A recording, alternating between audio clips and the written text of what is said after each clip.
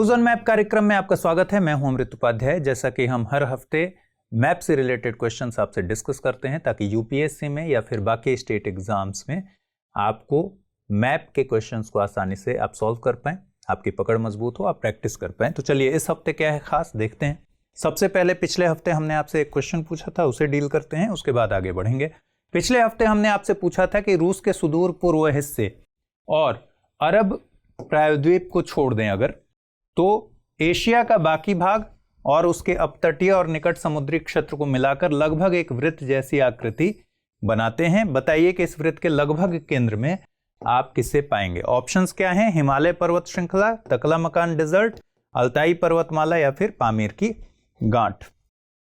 अब ये है अरब पेनिनसुला, इसको हटा दीजिए, एक्सक्लूड कर दीजिए, और ये वाला हिस्सा रूस का जो पूर्वी भाग है, सुदूर पूर्वी भाग, उसको हटा दीजिए। तो यहां पोजीशंस होंगे, यहां ग्रेट हिमालय और हिमालय वाला पूरा रेंज होगा, पामीर की गांठ, ठीक है, तकलामकान और अल्ताई माउंटेन्स। तो जब एक वृत्त की स्थिति बनेगी तो अल्ताई माउंटेन्स इसके लगभग सेंटर में आएगा। तो इसका सही उत्तर क्या हुआ? Altai mountains. चलिए अब इस एपिसोड के खबरों को देखते हैं। टोंगा में समुद्र के भीतर ज्वालामुखी विस्फोट हुआ है और यह बहुत इंपॉर्टेंट न्यूज है, आजकल बहुत चर्चा में है। क्या क्वेश्चन हम डिस्कस करने वाले हैं। प्लेट विवर्तनिकी के कारण इस महासागरीय क्षेत्र मुख्यतः दक्षिणी भाग में बार बार भूकंप आते हैं। इसके मुख्य कारणों में इसके परिधीय क्षेत्रों में ज्वालामुखी विस्फोट और अंतः समुद्री ज्वालामुखी विस्फोट हैं। इन्हीं कारणों से उच्च आवृत्ति की सुनामी भी आती हैं। यह क्षेत्र हजारों द्वीपों और मुख्यतः कई द्वीपीय चापों का घर है। विवर्तनिकी के परिणाम स्वरूप ही यहां दुनिया की सबसे गहरी गर्तें मौजूद हैं। यह क्षेत्र कौन सा है? ठीक है, ऑप्शंस हैं प्रशांत महासागर, दक्षिण महासागर, अटलांटिक महासागर और हिंद महासागर। ऐसे इस क्वेश्चन को देखकर आप सब समझ गए होंगे कि इसका आंसर क्या होना चाहिए। प्रशांत महासागर की बात हो रही है, पहले ही आंसर क्लिक कर लीजिए। ऑप्शन ए इसका सही आंसर है। ठीक है, रिंग ऑफ फायर। ठीक, तो यहां देखिएगा आप, Aleutian trench, coral trench, Japan trench, इस तरीके से। यह है टोंगा ट्रेंच। एक बात जो बस समझनी है यहां कि मान लीजिए एक प्लेट है ये, ठीक है, और ये एक और प्लेट है, ठीक है, ये दोनों ओशियनिक प्लेट्स, महासागरीय प्लेट, ठीक है। जब दो महासागरीय प्लेट टकराएंगी तो सबडक्ट कौन सी प्लेट करेगी? जिसकी डेंसिटी ज्यादा हो, ठीक है। और यहां पर से जब मैग्मा ऊपर की तरफ आए और ये महासागर के सतह पर इस तरीके से द्वीप का निर्माण होता है, ठीक।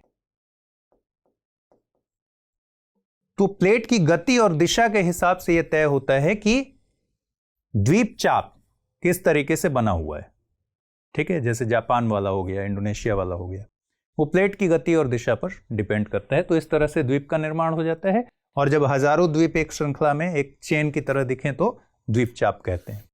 इसी तरीके से गर्त,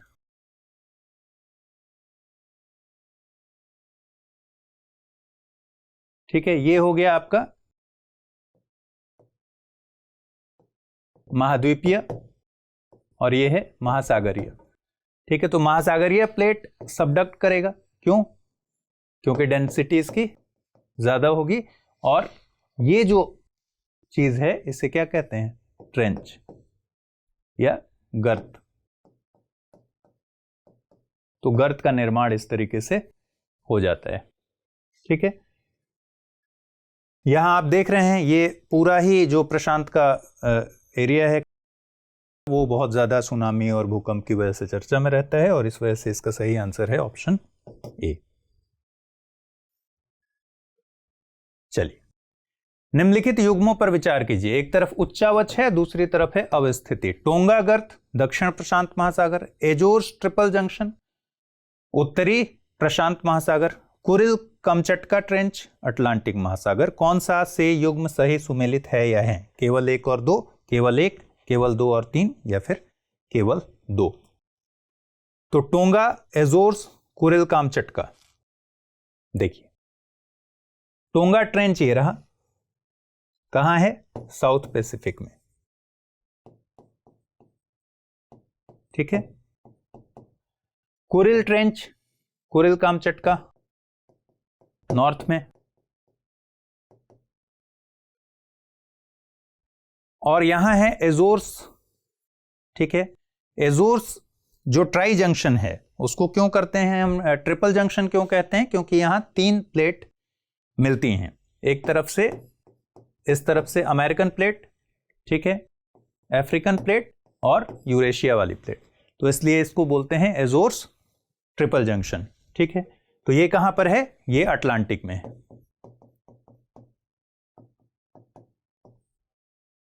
अब ऑप्शन पे आ जाइए। ऑप्शन दे रहा है टोंगागर दक्षिण प्रशांत महासागर, बिल्कुल सही है। एजोर्स ट्रिपल जंक्शन दिया हुआ है उत्तरी प्रशांत महासागर, लेकिन सही उत्तर क्या होगा? अटलांटिक, इससे मैच्ड है। और कुरिल कामचटका जिसका ऑप्शन दिया हुआ है अटलांटिक, लेकिन किससे मैच है? ये उत्तरी प्रशांत महासागर से। तो इसका सही उत्तर क्या होगा? सिर्फ ऑप्शन बी, केवल 1 वाला जो ऑप्शन है वो सही होगा। अगला, निम्नलिखित में से कौन सा देश अन्य 3 के मुकाबले टोंगा द्वीप से सबसे दूर अवस्थित है? संयुक्त राज्य अमेरिका मुख्य भूमि, न्यूजीलैंड, ऑस्ट्रेलिया और पापुआ न्यू गिनी, ठीक है। टोंगा अभी बहुत ज्यादा इंपॉर्टेंट है, तो टोंगा से रिलेटेड क्या क्या चीजें हो सकती हैं उसको हमेशा आपको ध्यान पे रखना होगा, ठीक है। आइए पैसिफिक ओशन चलते हैं एक बार फिर से। यहां है टोंगा, ठीक। अब टोंगा से हमको क्या देखना है? संयुक्त राज्य अमेरिका का मेनलैंड, पहला ये हो गया। दूसरा न्यूजीलैंड, पापुआ न्यू गिनी और ऑस्ट्रेलिया, ठीक है।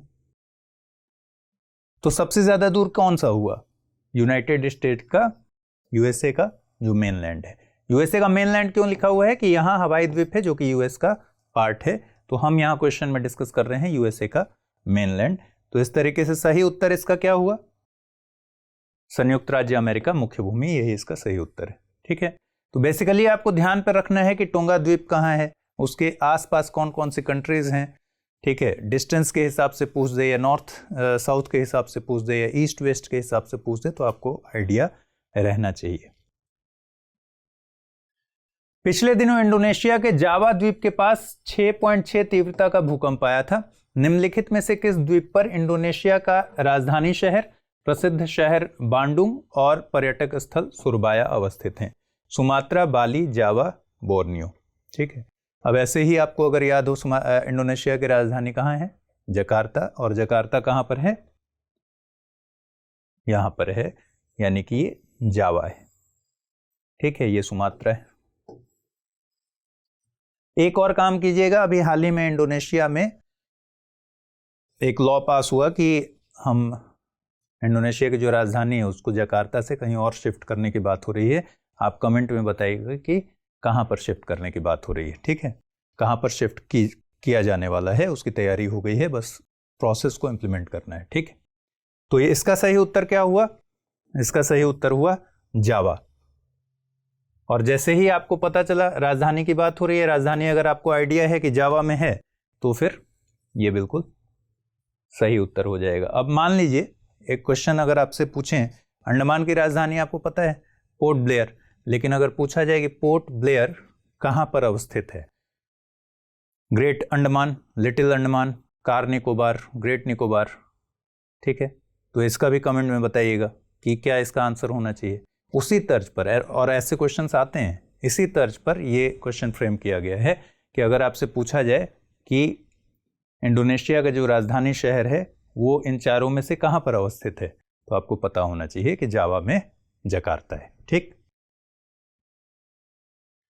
इराक की राजधानी बगदाद में पिछले दिनों अमेरिकी एम्बेसी पर हमला हुआ।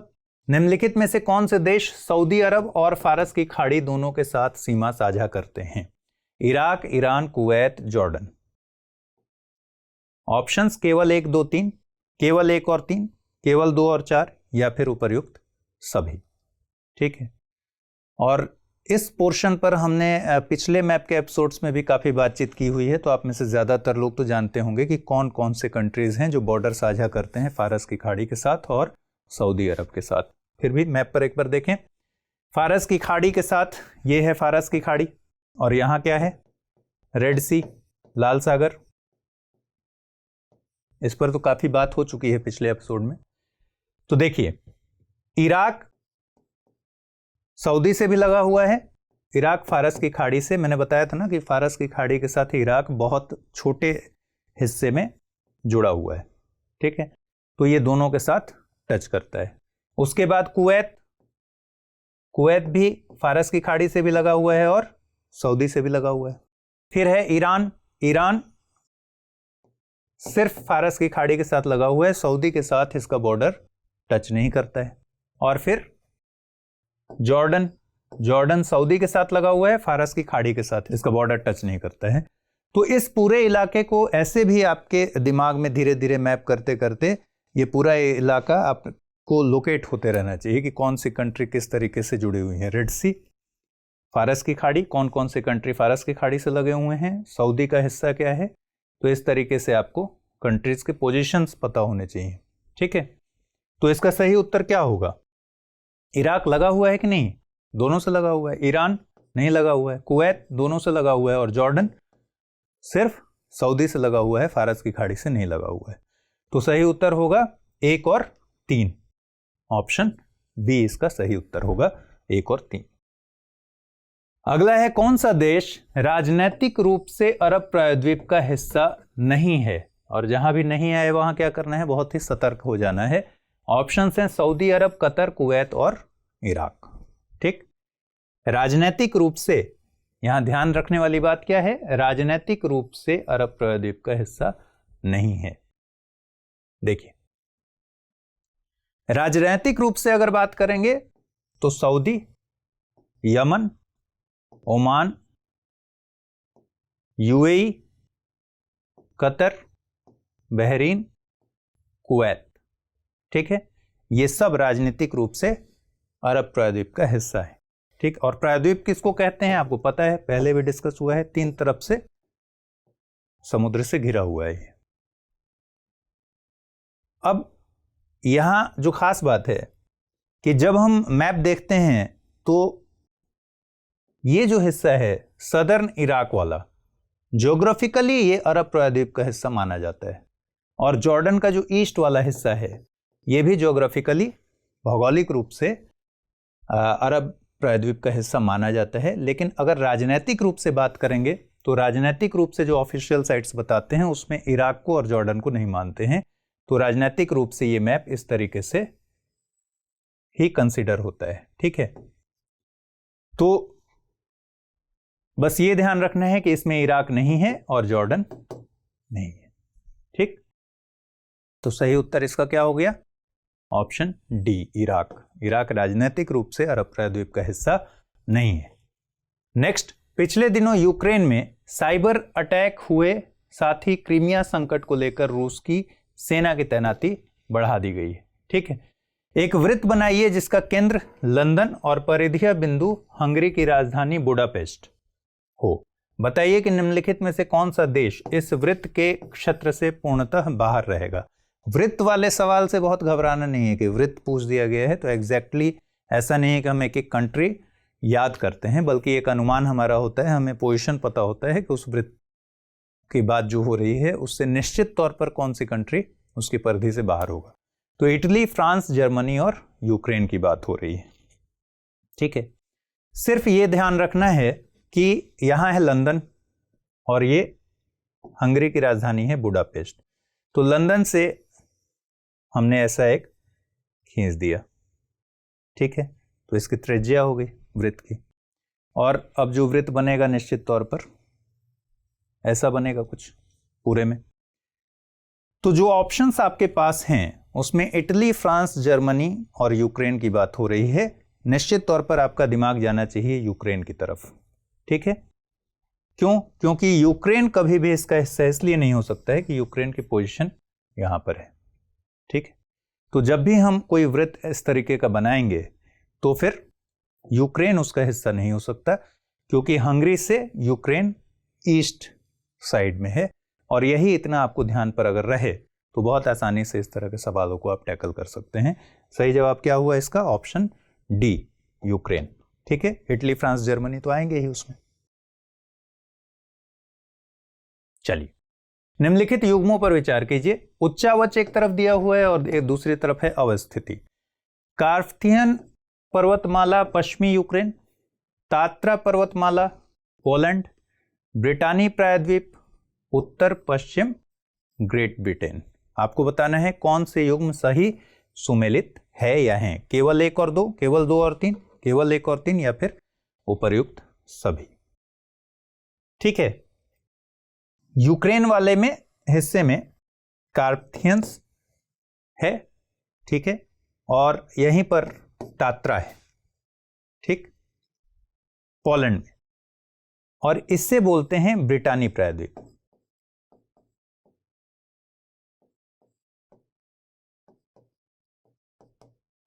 ठीक, अब ब्रिटानी जैसे आप देखेंगे और उत्तर पश्चिमी ग्रेट ब्रिटेन देखेंगे तो आपको लगेगा कि ये भी सही हो सकता है, लेकिन ये वाला जो ऑप्शन है वो गलत है। ब्रिटानी प्रायद्वीप बेसिकली फ्रांस का हिस्सा है, ये फ्रांस में आता है। ठीक है, अब इस मैप पर समझिएगा तो ठीक से समझ में आएगा। ये है यूक्रेन, ठीक है, यूक्रेन में यहां आ गया आपका कार्पेथियंस, ठीक है, यूक्रेन में यहां हो गया कार्पेथियंस, ठीक, और पोलैंड में यहां पर तात्रा। ठीक है ना, कार्पेथियंस और तात्रा। ठीक है, और ये हो गया ब्रिटानी या ब्रिटानी प्रायद्वीप। तो किसका हिस्सा है ब्रिटानी प्रायद्वीप? फ्रांस का हिस्सा है, इसलिए इसका सही जवाब क्या होगा? ब्रिटानी प्रायद्वीप वाला ऑप्शन गलत है। कार्पथियन बिल्कुल सही है, पश्चिमी यूक्रेन में है, और तात्रा पोलैंड में है, तो इसलिए एक और दो इसके सही आंसर होंगे। ठीक है, चलिए, इन दिनों सर्बिया में संवैधानिक संशोधन की प्रक्रिया चल रही है। इसी दौरान कोसोवो की संसद ने एक प्रस्ताव पारित किया है कि वह अपने क्षेत्र में इस संशोधन को लेकर वोट नहीं होने देगी। ठीक है, बहुत सारे कंट्रीज में ये डिस्प्यूट चलते रहता है कि स्वघोषित, कई जगह आज़ादी दिखेगी आपको कि किसी हिस्से ने खुद को आज़ाद घोषित कर दिया है, जबकि कोई कंट्री जिसका पार्ट वो है ऑलरेडी, वो कहता है कि भाई ये हमारा हिस्सा है। ठीक है, ऐसे कई सारे उदाहरण हैं। तो उसी तरीके के कुछ स्वघोषित राष्ट्र हैं एक तरफ, जिसमें सोमालीलैंड है, कोसोवो है और अबखाजिया है। सोमालीलैंड का अवस्थिति दिया हुआ है हॉर्न ऑफ अफ्रीका, कोसोवो पश्चिमी यूरोप, अबखाजिया एशिया यूरोप संक्रमण क्षेत्र, और ऑप्शंस दिए हुए हैं। तो आइए पहले देख लेते हैं, फिर ऑप्शन पर जाते हैं। ठीक है, यह है सोमालीलैंड, ये हॉर्न ऑफ अफ्रीका वाला हिस्सा आप जानते हैं। ठीक है, सोमालिया का ही हिस्सा है ये। सोमालिया कहता है कि ये हमारा हिस्सा है, सोमालीलैंड कहता है कि ये हम स्वघोषित रूप से स्वघोषित राष्ट्र हैं, मतलब स्वतंत्र हैं। इसी बीच में एक डिस्प्यूटेड एरिया भी है जिसको पंटलैंड स्टेट ऑफ सोमालिया कहते हैं, और पंटलैंड कहता है, पंटलैंड को लेकर सोमालीलैंड का दावा है कि ये इसका हिस्सा है। सोमालिया का दावा, ऑब्वियसली जब सोमालीलैंड पर ही सोमालिया का दावा है तो पंटलैंड तो होगा ही उसका हिस्सा।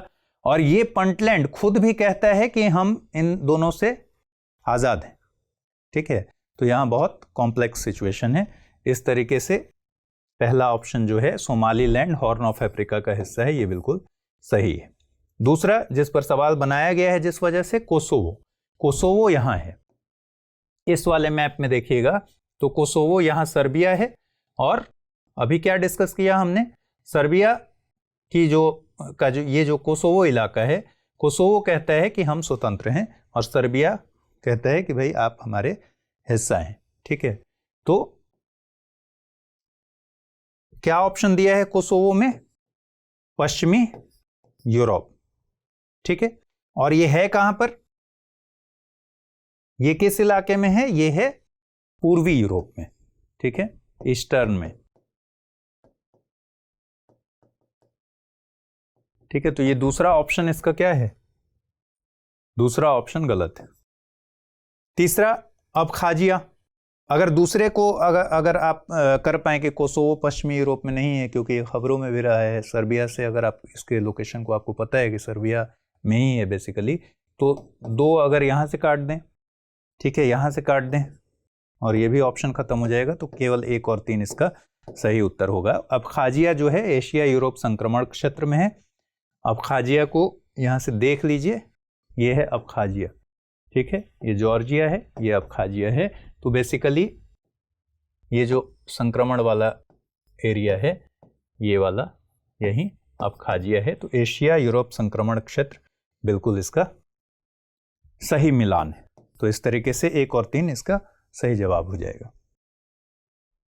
ठीक है। अगला, होंडुरास और निकारागुआ के हजारों लोगों का अमेरिका के लिए प्रवास, ग्वाटेमाला में उन्हें रोका गया, ठीक है। सवाल क्या बनता है? एक व्यक्ति को अगर ब्राजील से स्थल मार्ग के जरिए संयुक्त राज्य अमेरिका जाना हो तो बताइए उसे निम्नलिखित में से किन देशों से गुजरने की आवश्यकता नहीं होगी? और जहां नहीं आए वहां बहुत सतर्क हो जाना है। Guatemala, El Salvador, Panama, Ecuador, Venezuela. 5 option है, फिर कोड दिया गया है। तो आइए मैप पर देख लेते हैं। हालांकि ये सवाल बहुत अच्छा है और सिर्फ एक ट्रिक से इसको सॉल्व किया जा सकता है। अगर एक जानकारी आपके पास हो तो ये बहुत आराम से सॉल्व हो सकता है, ठीक है।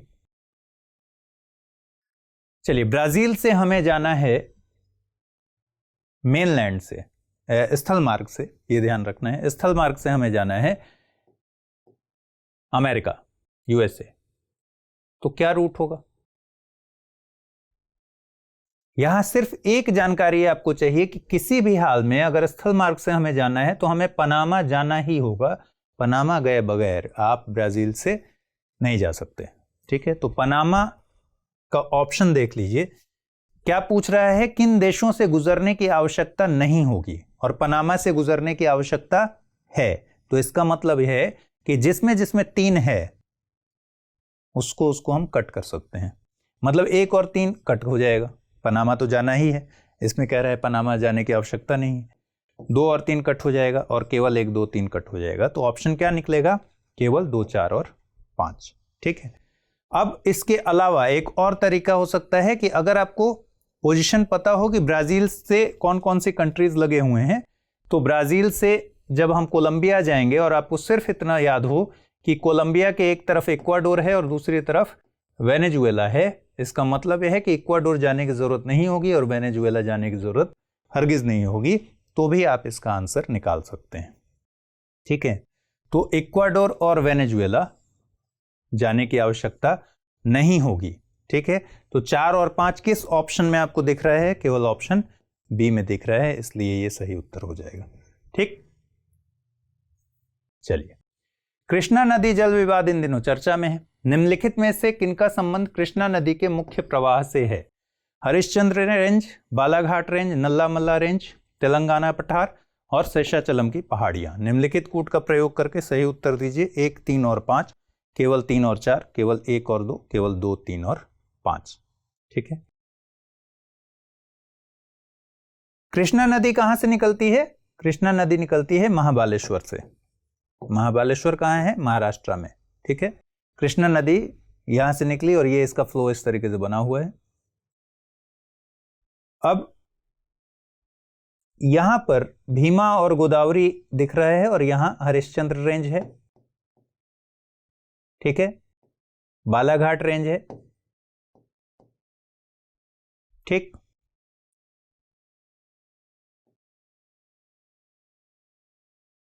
ऐसे ये तेलंगाना का हो गया पठार, ठीक है। यहां है ठीक इसके बगल में एरामल्ला,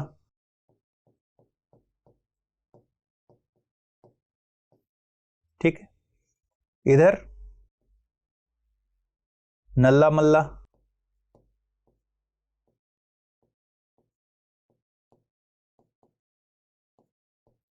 हिल्स, ठीक है।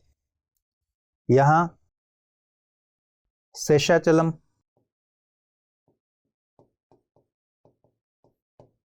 ठीक है, ये पालकोंडा, इधर लिखता हूं पाल कोंडा, और यहां इस तरीके से वेलिकोंडा।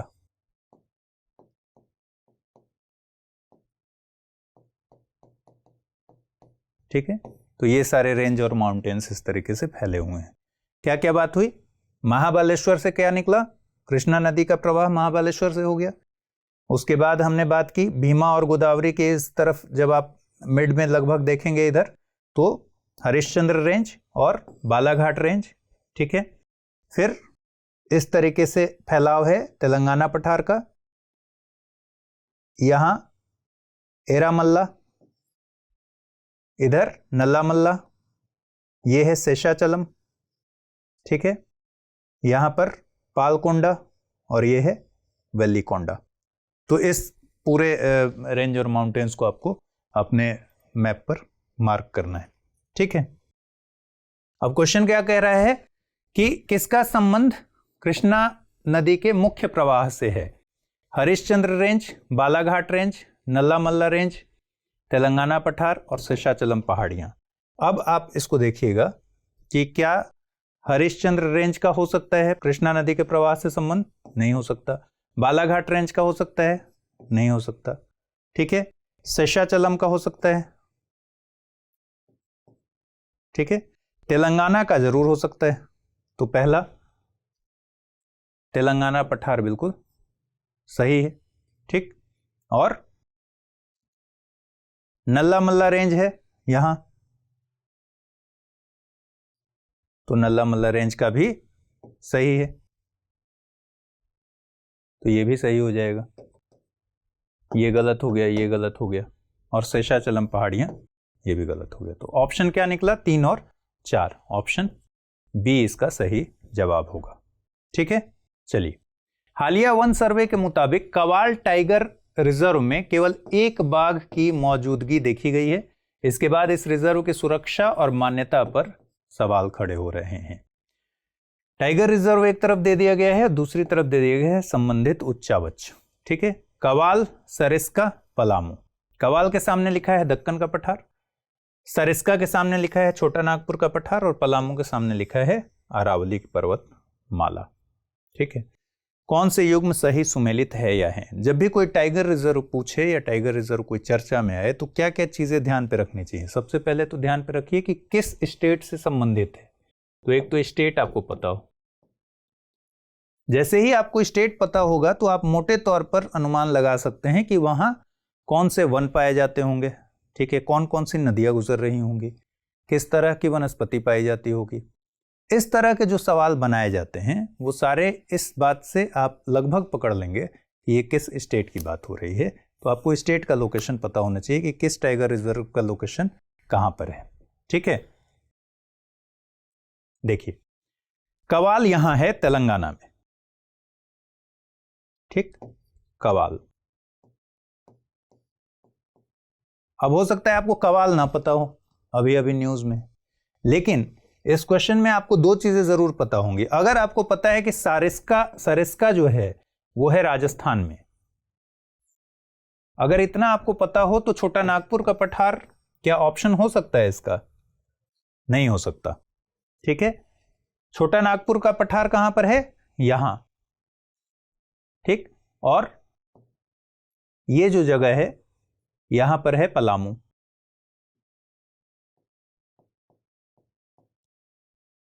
ठीक, तो बेसिकली छोटा नागपुर का पठार के रेंज में कौन सा टाइगर रिजर्व आएगा? पलामू टाइगर रिजर्व आएगा। ठीक है, और एक क्या पूछ रहा है? सरिस्का। सरिस्का कहां है? सरिस्का है राजस्थान में, यहां है सरिस्का। ठीक है, और यहां अरावली रेंज है। तो बेसिकली क्या हुआ है इस क्वेश्चन में कि पलामू का होना चाहिए छोटा नागपुर का पठार और सरिस्का का होना चाहिए अरावली पर्वतमाला। तो उपर्युक्त में से कौन सा युग्म सही सुमेलित है? केवल एक ऑप्शन सही सुमेलित है, क्योंकि क्या देखा हमने? तेलंगाना में है तो दक्कन का पठार बिल्कुल सही है। तो इसका ऑप्शन बी करेक्ट आंसर हो जाएगा। ठीक है, चलिए अगला, अरुणाचल प्रदेश का पक्के टाइगर रिजर्व फॉरेस्ट कवर के मामले में सबसे आगे है। और फॉरेस्ट कवर यहां जो बात हो रही है ध्यान पे रखना है कि परसेंटेज के बारे में बात हो रही है। फॉरेस्ट कवर के परसेंटेज में अगर देखेंगे उसको तो सबसे आगे है, कुल एरिया की बात नहीं हो रही है। टाइगर रिजर्व काली, पक्के, सिमलीपाल और वनस्पति यहां शंकुधारी पाइन वन, उष्ण सदाबहार वन और उष्ण अर्ध सदाबहार वन, ये ऑप्शंस हैं। ठीक है, और फिर पूछ रहा है कि कौन से युग्म सही सुमेलित है। काली को लेकर एक कंफ्यूजन जो आपको हो सकता है कि अगर आप इसको काली नदी से जोड़ देंगे तो फिर आपको समझ में आएगा कि नेपाल उत्तराखंड के वाले इलाके की बात हो रही है, अगर तो फिर शंकुधारी पाइन वन आपको ठीक लगने लगेगा। लेकिन काली कहां पे है? काली है कर्नाटका में। ठीक है, दांडली अंशी, दांडली अंशी को ही 2015 में क्या नाम कर दिया गया था इसका? काली। ठीक है, काली टाइगर रिजर्व कर दिया गया था। तो अगर आपको यह पता होगा कि काली कहां पर है, कर्नाटका में है, तो आप आंसर इसका निकाल सकते हैं। इसके अलावा एक पक्के टाइगर रिजर्व की बात हो रही है अरुणाचल प्रदेश और सिमलीपाल। ठीक है, सिमलीपाल यहां पर ओडिशा में। ठीक है, पक्के कहां हैं? अरुणाचल में। तो सिमलीपाल में सेमी एवरग्रीन वन मिलते हैं कुछ हिस्सों में। ठीक है, कुछ हिस्सों में सेमी एवरग्रीन वन मिलते हैं और बाकी हिस्सों में, ज्यादातर हिस्सों में क्या मिलते हैं? पर्णपाती वन मिलते हैं, क्योंकि यहां पानी की उतनी ज्यादा उपलब्धता बारिश की नहीं है। जबकि काली कहां पर है? मॉनसून के पवनों के एकदम रास्ते में है और वेस्टर्न कोस्ट पे है, इसलिए यहां पर क्या मिलेंगे? उष्ण शंकुधारी पाइन वन तो यहां हरगिज नहीं मिल सकते हैं, तो ये ऑप्शन एकदम गलत है। पक्के में उष्ण सदाबहार वन मिलेंगे क्योंकि यहां खूब बारिश होती है, और सिमलीपाल में उष्ण अर्ध सदाबहार वन मिलेंगे, तो ये भी बिल्कुल ठीक है। तो 2 और 3 ऑप्शन ठीक हैं और एक नंबर ऑप्शन गलत है। यानी कि अगर काली आपको ध्यान पे रहा कि कर्नाटका में है और आप आंसर निकाल पाए, एक काट दीजिए, एक काट दीजिए, एक काट दीजिए, इसका सही आंसर क्या होगा? ऑप्शन बी इसका सही आंसर होगा। ठीक है, नेक्स्ट। अच्छा, इस तरीके का एक मैप आप करके ना, टाइगर रिजर्व्स का मैप है, तो आप क्या कर सकते हैं कि एक कोई स्टेट पकड़ लीजिए, जैसे मान लीजिए मध्य प्रदेश पकड़ लीजिए। अब मध्य प्रदेश में कौन कौन से, एक साथ सारे टाइगर रिजर्व याद नहीं होंगे और याद करने भी नहीं है सारे टाइगर रिजर्व। जो महत्वपूर्ण टाइगर रिजर्व है उनको आपको पता होना चाहिए कि वो कहाँ है। ठीक है, तो मान लीजिए सिर्फ मध्य प्रदेश एक प्रैक्टिस के तौर पर हमने किया, तो यहाँ पर पन्ना है, यहाँ संजय दुबरी है, यहाँ बांधवगढ़ है, यहाँ कान्हा है, यहाँ पेंच है, सतपुड़ा है। तो हमको पता चल गया कि इसमें कौन कौन से टाइगर रिजर्व एक स्टेट में है। फिर टाइगर रिजर्व से जुड़े कौन कौन सी नदियां उसके के प्रवाह हो सकते हैं। ठीक है, उन टाइगर रिजर्व से होकर गुजरती हैं। इसी तरीके से स्टेट आपको पता होगा तो किस तरह के वन वहां मिल सकते हैं।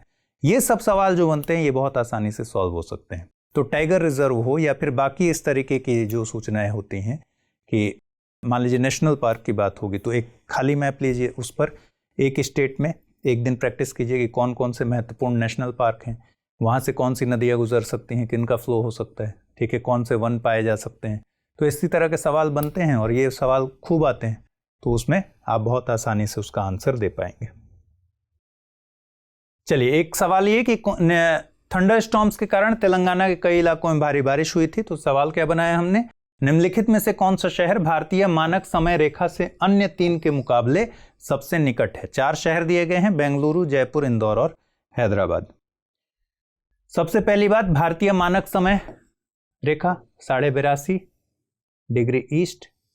तो पहला तो चीज आपको यह ध्यान रखना चाहिए कि कहां कहां से होकर, कौन कौन से स्टेट और कौन कौन से महत्वपूर्ण शहरों से होकर गुजरती है।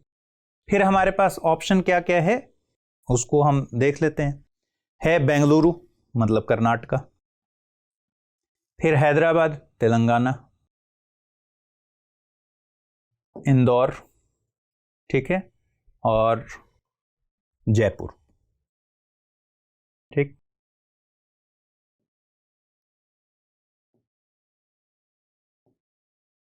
तो सबसे नजदीक क्या हुआ? हैदराबाद। तो इन चारों ऑप्शन में क्या है सबसे नजदीक? हैदराबाद। सही उत्तर हो जाएगा इसका हैदराबाद। लेकिन मान लीजिए कि इंदौर की जगह रायपुर दिया रहता तो फिर इसका ऑप्शन क्या होता है सही उत्तर? रायपुर हो जाता। तो आपको ध्यान पर रखना है कि जब हम 82.5 डिग्री की बात करते हैं तो साउथ से नॉर्थ या नॉर्थ से साउथ कौन कौन से स्टेट्स पड़ते हैं, वो तो बहुत आसानी से आप निकाल सकते हैं। कौन कौन से महत्वपूर्ण शहर हैं जो इससे ज़्यादा नज़दीक होंगे, इस तरीके से भी क्वेश्चंस कई बार बन जाते हैं। तो इसका सही जवाब क्या होगा? Option D. ठीक, चलिए प्रैक्टिस क्वेश्चन। निम्नलिखित में से कौन सा विकल्प उन देशों के युग्म को बताता है जिनकी राजधानियां लगभग एक ही अक्षांश पर हैं? मिस्र और बहरीन, सऊदी अरब और यूएई, यमन और ओमान, ईरान और इराक। ठीक है, तो इस प्रैक्टिस क्वेश्चन के साथ आपको छोड़े जाते हैं। अगले एपिसोड में फिर से आपसे मुलाकात होगी। अपना ख्याल रखिए। उम्मीद है ये प्रोग्राम आपको ठीक लग रहा होगा। अपने दोस्तों के साथ भी शेयर कीजिए। फिलहाल के लिए इजाजत दीजिए। नमस्कार।